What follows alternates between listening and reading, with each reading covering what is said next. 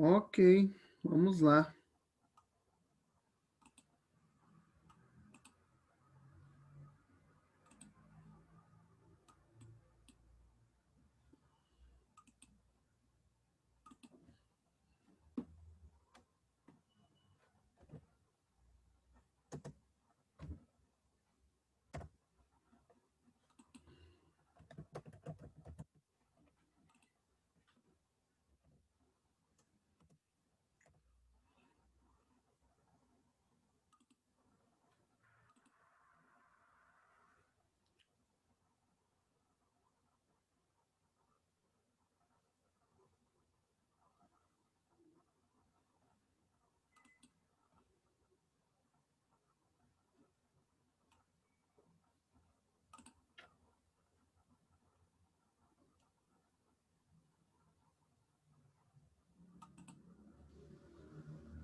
Bom dia, professor. Bom dia, tudo bem? Eu tô mandando... Tudo bem? É só um pouquinho, eu tô mandando o convite aqui e já falo com vocês, tá bom? Tô vendo outra tela aqui agora. Ok. Fica aí, não vai dormir não, hein? Tá bom.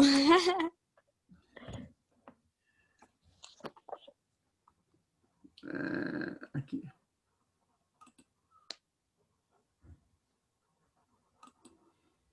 Mas é.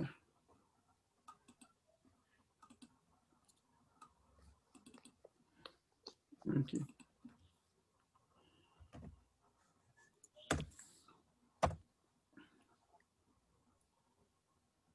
Tá, beleza. Já mandei o convite para quem eu tinha que mandar, o pessoal vai entrando aí. Deixa eu falar uma coisa para vocês. É aquele esquema, tá? Caiu, deu 40 minutos, ele vai encerrar e aí a gente abre de novo, tá?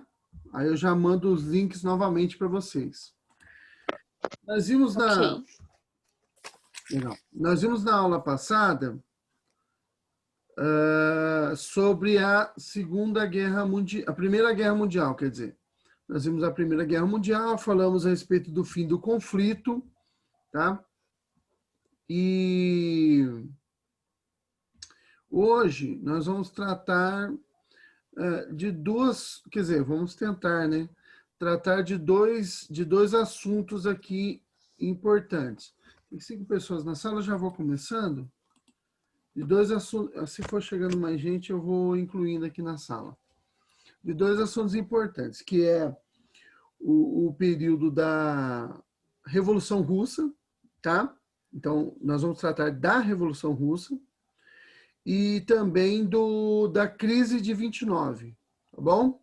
Vamos tentar tratar desses dois assuntos hoje. Então, assim que encerrar a primeira aula, a gente para e retoma em seguida, tá bom? Já abro outra sala, mando o link novamente para vocês e a gente retoma a aula, tá?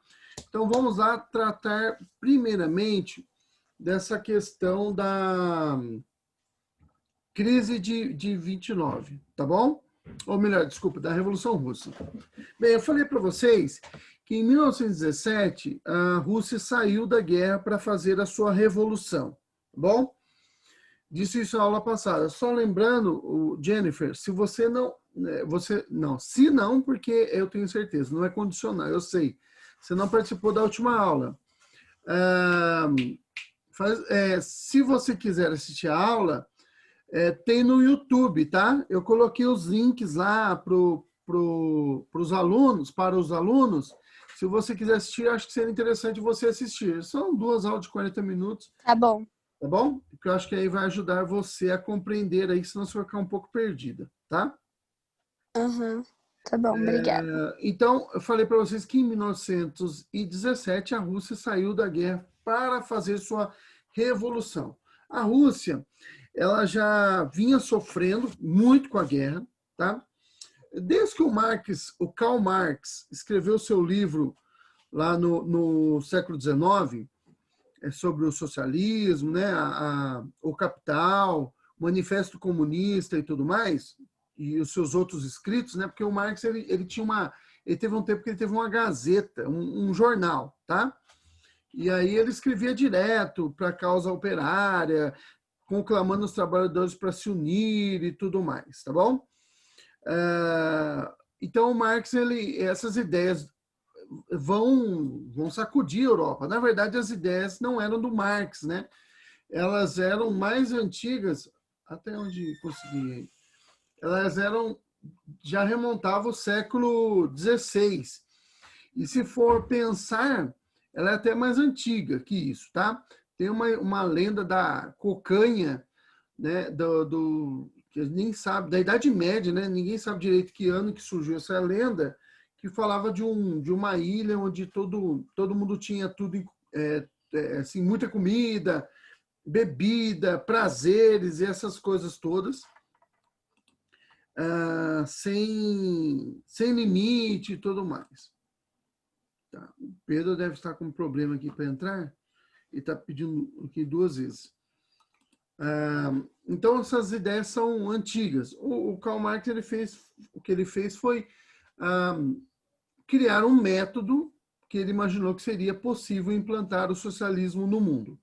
Antes dele, já haviam outros grupos socialistas que o Karl Marx chamou, né, de socialistas utópicos, socialistas sonhadores, tá? E aí o Marx vai dizer ou disse, né, porque isso já aconteceu, que o sistema dele é o sistema científico. Então é o socialismo científico. Para ele, o sistema dele era possível de ser implantado e o sistema dos utópicos era sonhador, nunca ia dar certo. Bom, enfim, na Rússia e em boa parte da Europa, eu vou silenciar aqui o microfone de vocês, mas querendo abrir é só abrir, tá bom?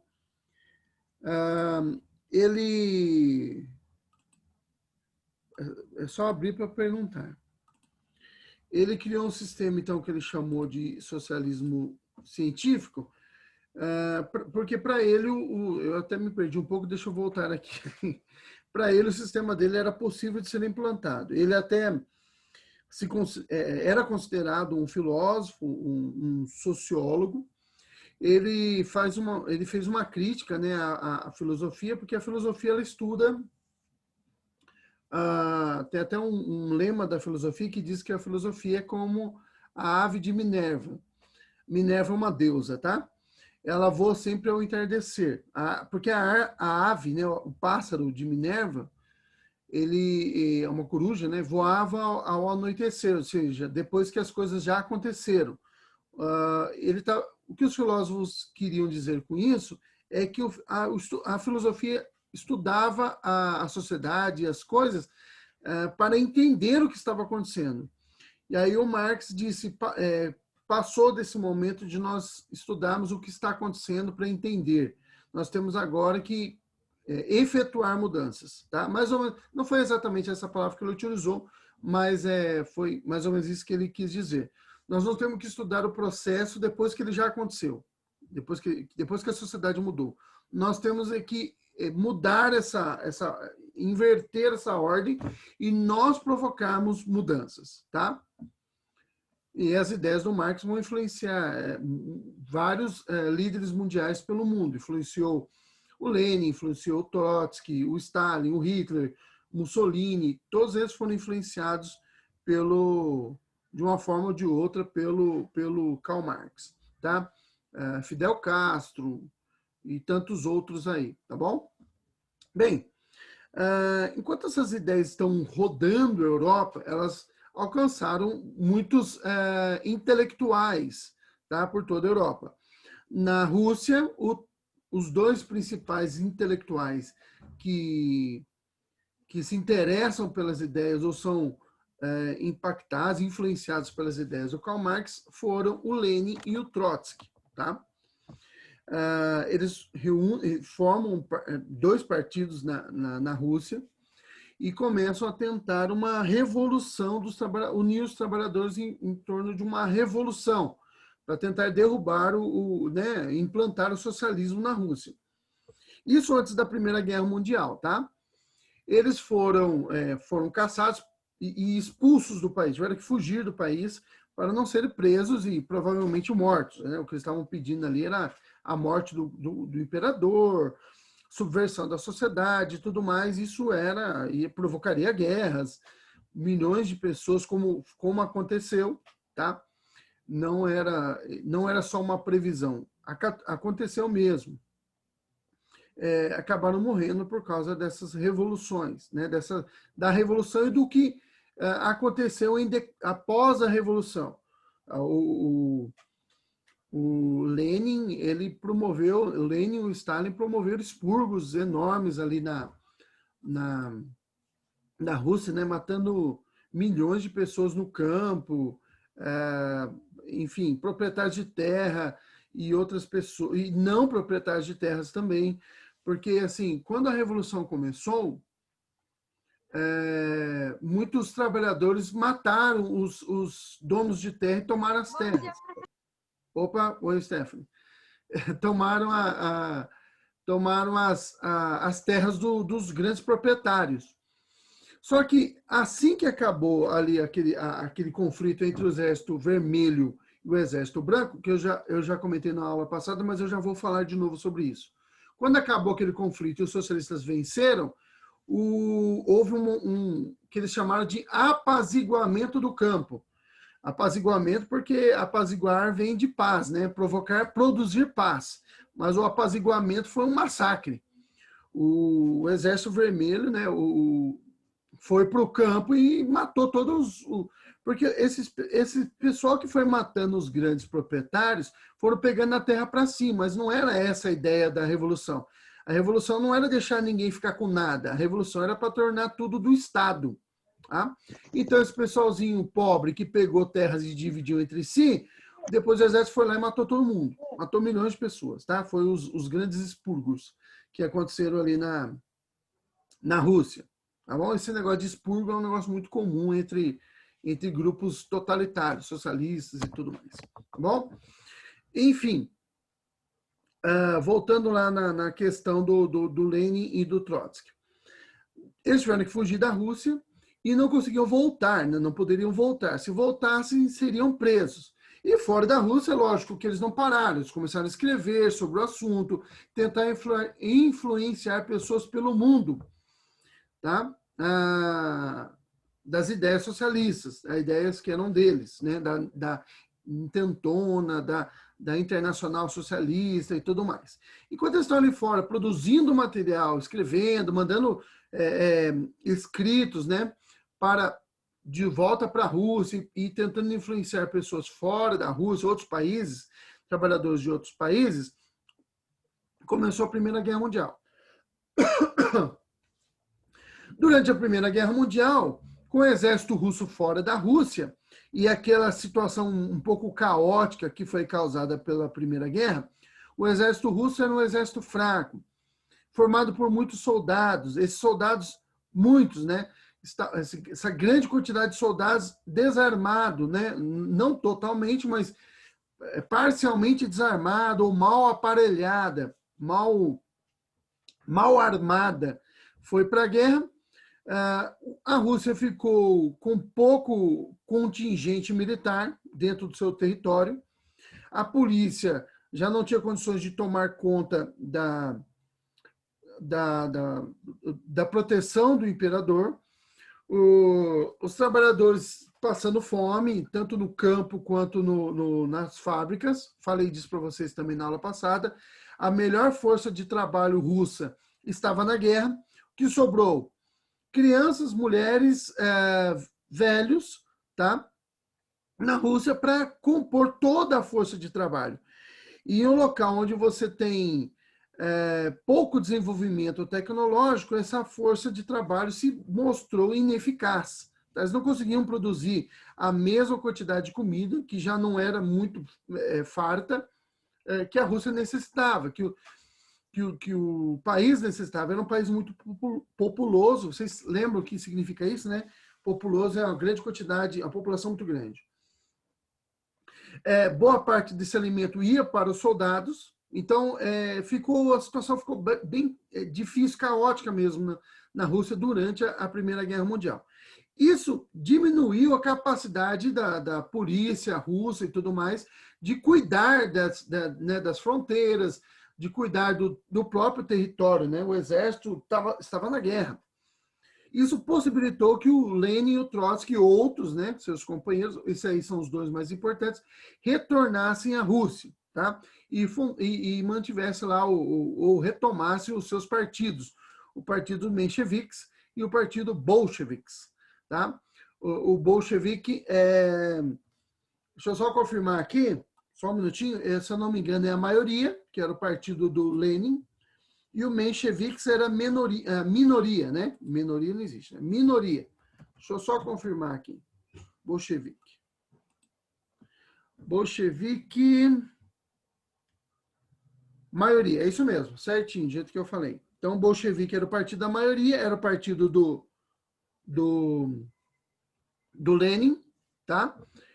Por que chamava maioria? Né? A palavra bolchevique em russo significa maioria, porque era o grupo maior, tá? Era formado pelo pessoal mais pobre, mais de base, assim. E o mencheviques, que significa minoria, não vamos nos perder, tá? Mencheviques, que é a minoria, era composta por um pessoal mais pensador, um grupo assim um pouco mais abastado financeiramente, que davam, que estavam do lado do Trotsky. O Trotsky ele pensava, a proposta dele era de unir a burguesia e, através da burguesia, promover o socialismo, tá bom? Na Rússia. O Lenin dizia, não vai dar certo, os burgueses jamais vão querer uma coisa dessa. Burguês é o pessoal rico, né? Já falamos disso em outras aulas. Era o pessoal que tinha comerciantes, esse pessoal que tinha enriquecido. O Lenin falou, não, isso não vai dar certo, nós temos que aniquilar a burguesia, acabar com eles são traidores, né? O Marx já tinha dito que eles eram traidores, Karl Marx. E aí, então, nós não temos que querer amizade com esses caras, nós temos que promover a nossa revolução aqui por nós mesmos. Bem, de qualquer forma, o Lenin, como ele era o líder do partido maior, houve uma certa subserviência, houve uma certa subordinação, tá, do Trotsky ao Lenin. Então, o Trotsky acabou se submetendo ao Lenin. Então, o Lenin se tornou a pessoa mais importante aí da Revolução.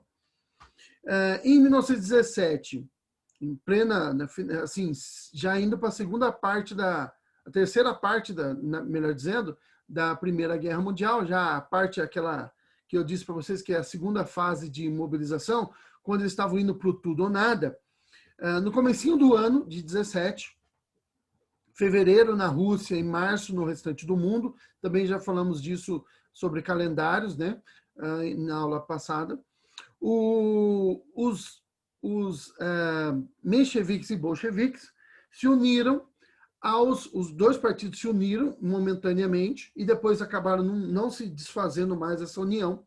Era uma união momentânea, que não foi mais desfeita.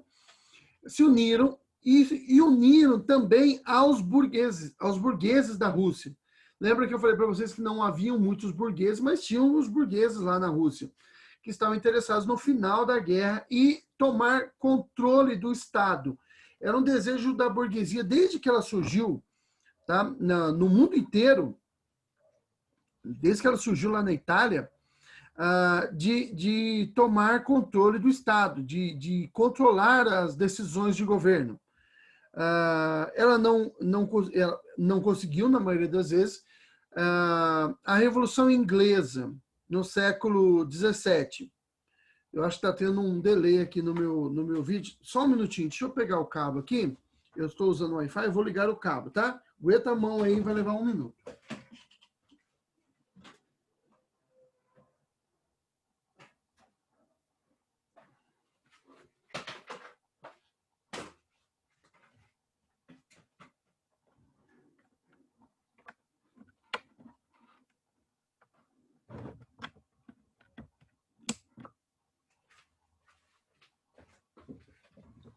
Bom, acho que aí vai melhorar um pouco.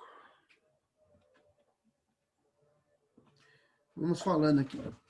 Então, havia o interesse da burguesia de controlar as decisões do Estado, de assumir o governo do país, tá? Isso em todo lugar onde a burguesia estava.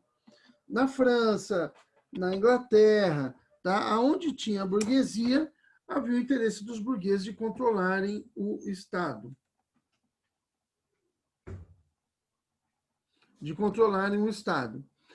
Na Rússia não era diferente, tá? Para que os burgueses pudessem controlar o Estado, eles precisavam eliminar o líder político. E quem era o líder político da época?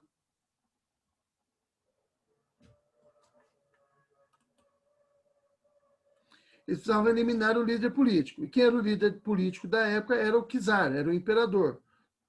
Não tinha como você disputar com o imperador, tá? Então, eles precisavam eliminar o imperador para que eles pudessem assumir o controle.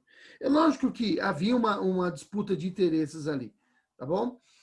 Os burgueses, com absoluta certeza, utilizaram os socialistas, que tinham lá já a facilidade de mobilizar a força operária, os camponeses. A internet hoje minha está bem ruim. Mobilizar os operários, os camponeses, eles tinham facilidade, eles tinham esse pessoal fácil, eles já tinham cadastro, eles já tinham controle, eles sabiam onde esse povo estava, tá? Onde esse pessoal estava, conseguiu atrair esse pessoal e armá-los de alguma forma para poder ajudar no... Professor, volta, travou. Qual parte? Nossa, você falou igual Flash agora. Hã? Pra mim, você falou Oi, igual professor. Flash. Tá, então peraí, qual foi a Você parte? estava falando que a burguesia queria assumir o controle do Estado, aí eles usaram os... Socialistas. Isso. Tá, então eu vou voltar a partir daqui, tá bom? Alguém escreveu alguma coisa aqui? Foi que travou, né? É isso? Isso. Então tá. Vamos lá. Então, os burgueses, eles se utilizaram, né? É lógico, eles tentaram assim, ó, vamos usar esse pessoal aí, vamos enganar esses socialistas, né? Vamos aproveitar a força deles. Eles têm facilidade de encontrar, de arregimentar, ou seja, de trazer para si, né? A força camponesa, a força operária. Então, travou de novo? Não. Hã? Não, travou Não não. travou, não. Então beleza. Travou para mim aqui. Hoje a internet está complicada. Então tinha facilidade de atrair esse pessoal, né? Os socialistas eles tinham os cadastros do pessoal dos operários. Do campo não era tão fácil, tá? Porque o território russo é muito extenso e o lado oriental da Rússia, aquele lado que fica ali de Moscou em direção ao oriente, ali, em direção ao leste, tá? Para o lado direito do mapa, quando você olha para o mapa da Rússia, o lado direito do mapa russo ele é o lado mais atrasado. É um lado muito extenso, pouco urbanizado, você não tinha estradas para lá, então era muito difícil você juntar esse povo aí, de todo jeito, tá bom? Mas eles tinham uma certa facilidade, os socialistas tinham facilidade para chamar, pelo menos não todo mundo, mas chamar uma grande quantidade de pessoas. Muitos soldados russos também haviam fugido da guerra, da Primeira Guerra Mundial, tá? Que nós estamos falando. Fugiram da Primeira Guerra Mundial e voltaram para a Rússia com armas, tá? Esse pessoal, quando chega na Rússia, eles vão se unir aos socialistas, tá bom? Com aquela esperança de mundo melhor, tudo aquilo que o socialismo promete. Promete e não cumpre, mas promete, tá? Ele promete, ele fala com um grau de autoridade aparência de realidade, de verdade, tão grande, tão verossímil, que quando você escuta esses caras falando. Mas é só discurso vazio. Mas eles acreditavam, tá bom? Esperança de mundo melhor e tudo mais. Tem um desenho antigo que você provavelmente consegue encontrar no YouTube, que é Fievel, tá? É de um ratinho russo. O filme se passa no século XIX e ele mostra essa situação da Rússia, pobre, isso, ó, praticamente aí 50, 60 anos antes da Revolução Russa, tá? Que a história mais ou menos acontece. E eles pensando em ir para os Estados Unidos, porque nos Estados Unidos eles achavam que era uma terra de prosperidade, você encontrava dinheiro na rua, e aí o Fievel vai, chega lá nos Estados Unidos e não é bem isso que ele está pensando. Tá? Então, mas mostra esse...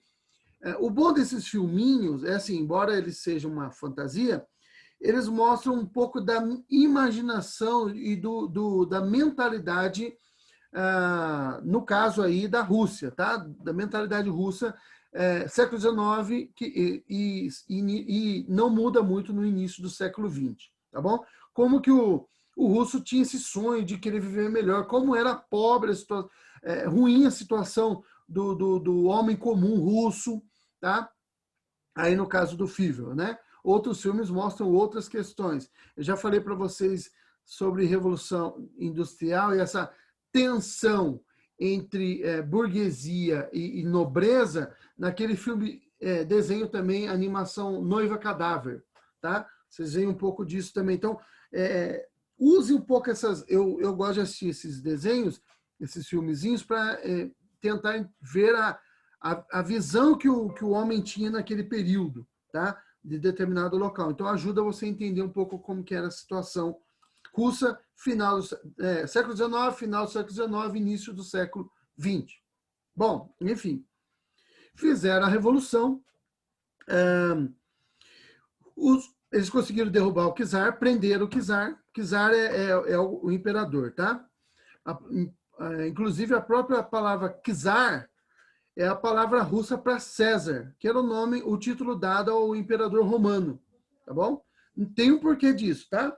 A parte da Rússia fazia, uma porção da Rússia fez parte do Império Bizantino, que era o Império Romano Oriental, tá?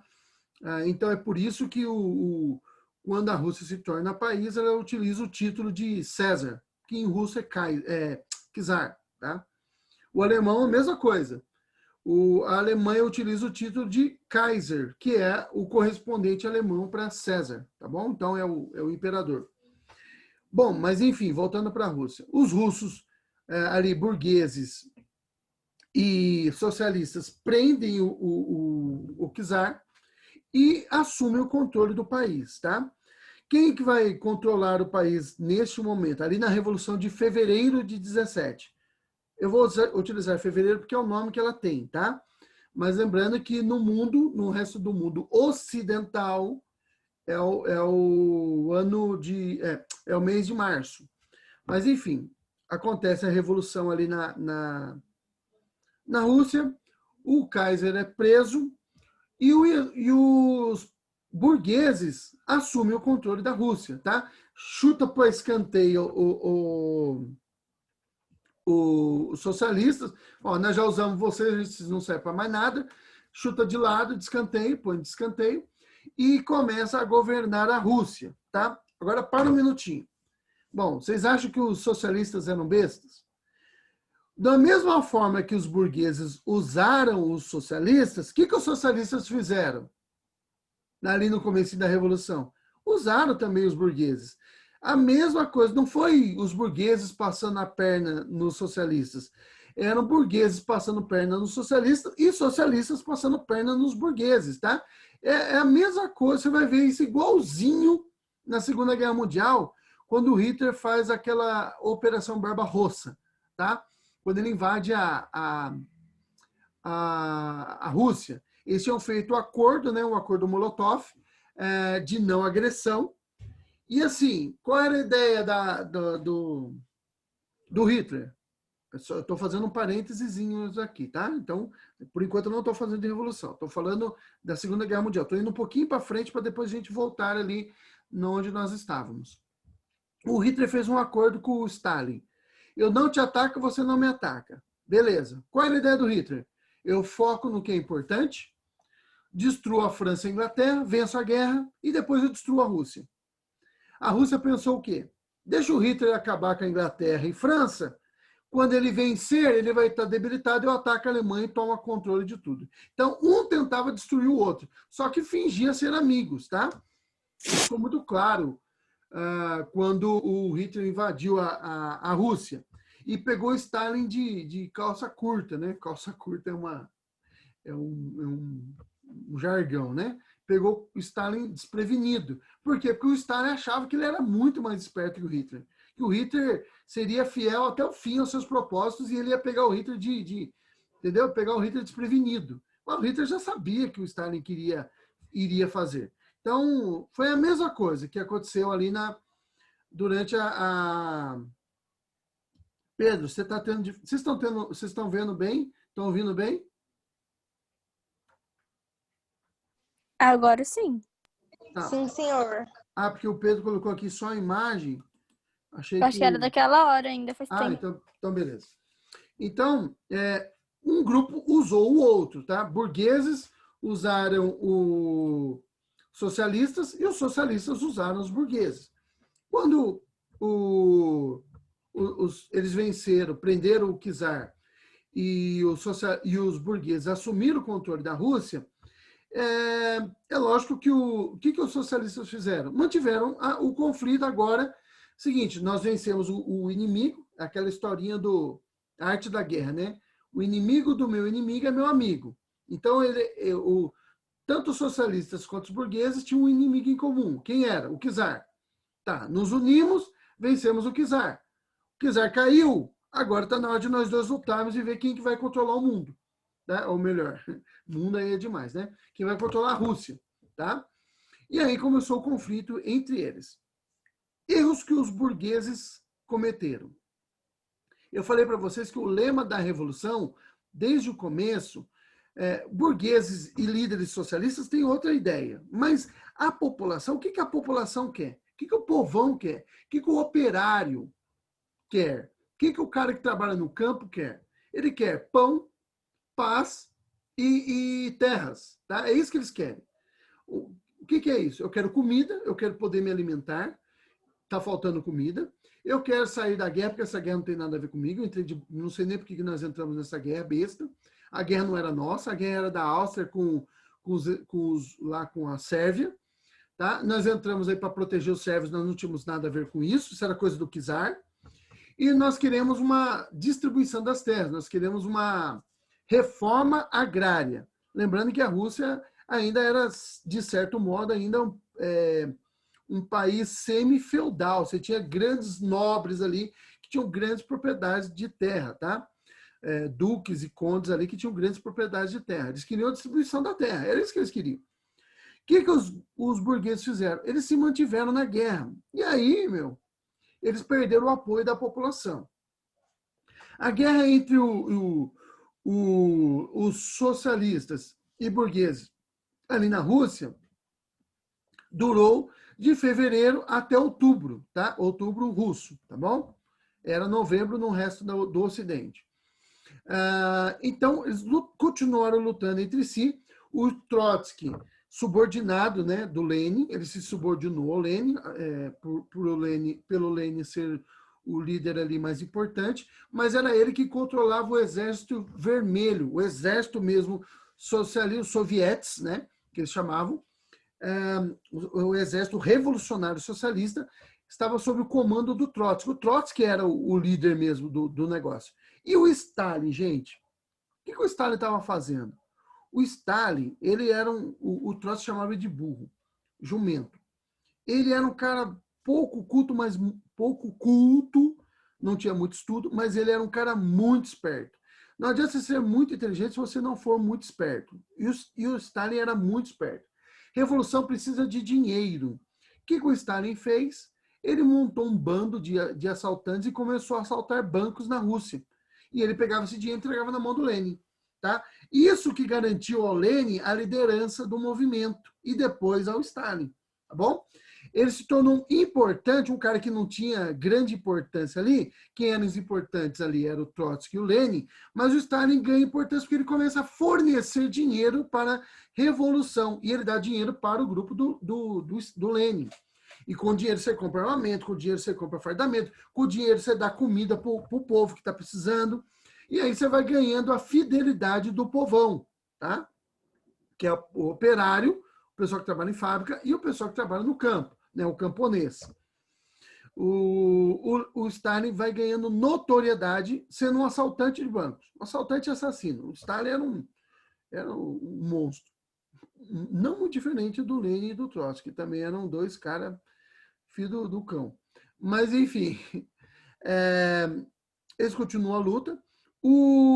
Se o exército soviético era o exército vermelho, os burgueses montaram um exército chamado Exército Branco, tá? Com pessoas que eles conseguiram contratar para lutar ao lado deles. Mas lembra que esses dois exércitos, tanto o Exército Vermelho quanto o Exército Branco, era um exército civil, tá? Não era um exército militar mesmo. Porque onde é que está o exército de verdade da Rússia? Está na Primeira Guerra Mundial, estou lutando contra os alemães, tá?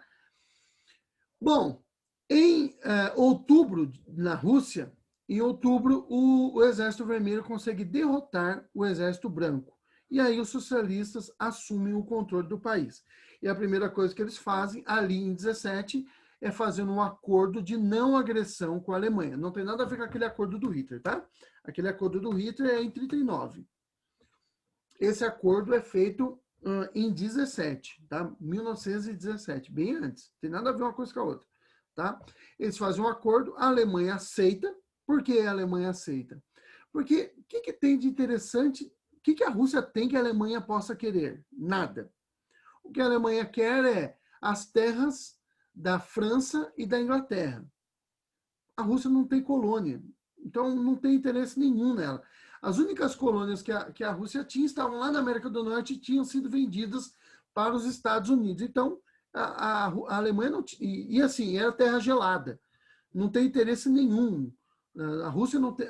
Desculpa, a Alemanha não tem interesse nenhum nessas terras. Ela está interessada em terras da África e na Ásia. Quem é dono dessas terras? Inglaterra e França, tá bom? Bem, a Alemanha, fazendo esse acordo de paz com a Rússia, ela pode tirar, né? A Alemanha está aqui, ela está lutando desse lado aqui contra a Inglaterra e França, e lutando desse lado aqui, na frente, que a gente chama de frente oriental, contra a Rússia. Com isso, ela pode tirar as tropas dela daqui e jogar para lutar aqui, tá? Contra a Inglaterra, que era o seu inimigo mais forte. E no sul, lembra que nós falamos na aula passada, no sul contra a Itália, tá bom? E isso aconteceu. A Alemanha para de atacar a Rússia, joga as tropas dela, né, daqui da frente oriental para a frente ocidental e para a frente sul para lutar contra a Itália. E aí a guerra alcança um novo equilíbrio que vai ser desestabilizado novamente pela entrada dos Estados Unidos, tá bom? Que já estava entrando ali na guerra, na verdade. Enfim, após a Revolução Russa, a Rússia muda de nome, tá bom? Passa a se tornar União das Repúblicas Socialistas Soviéticas, deixa de se chamar Rússia, adota um sistema socialista comunista de governo, tá? Foi o que chegou mais perto do comunismo, lembrando que o comunismo seria a etapa final do socialismo, mas que nenhum país conseguiu adotar. Então, quando você fala que alguém é comunista, na verdade o que você está dizendo é que ela é socialista, tá bom? O Marx ele previu que haveria o socialismo, o controle do Estado rígido sobre a população, sobre a liberdade, sobre os meios de produção e tudo mais, e depois de um tempo que ninguém sabe quanto tempo vai demorar, você não precisaria mais do governo, do Estado controlando tudo, do governante, as pessoas aprenderiam a viver em paz e tal, dividindo tudo sem a tutela de um governo, tá? Quanto tempo isso duraria? Ninguém sabe, tá bom? Então, o socialismo Então, quando você fala que alguém é comunista, na verdade, você está dizendo que ela é socialista. Se você for ver exatamente o significado das duas coisas, não é exatamente a mesma coisa, tá? Mas elas viraram sinônimas, por quê? Porque o comunismo nunca vai acontecer. É impossível de acontecer, todo mundo já sabe. Tá? Só que ficam defendendo a ideia porque é bonito. Então você promove o quê? O socialismo. Tá? que é o possível de acontecer. E já aconteceu em vários locais no mundo. Já aconteceu. Bom, nosso tempo acabou, pessoal. Eu vou parar por aqui. A gente vou fechar a sala e a gente já retoma de novo, tá bom? Até daqui a pouquinho.